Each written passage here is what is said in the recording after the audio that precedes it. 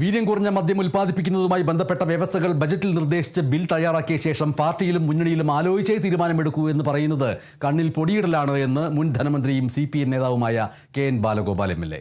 Silver line പദ്ധതി വേണ്ട എന്ന് വെക്കാൻ മണിക്കൂറുകൾ മാത്രം മതിയായിരുന്നവർക്ക് വീര്യം കുറഞ്ഞ മദ്യത്തിന്റെ കാര്യത്തിലും PM3യുടെ കാര്യത്തിലും ആ വീര്യവും താല്പര്യവും കാണുന്നില്ലല്ലോ, KN ബാലഗോപാൽ ചോദിച്ചു.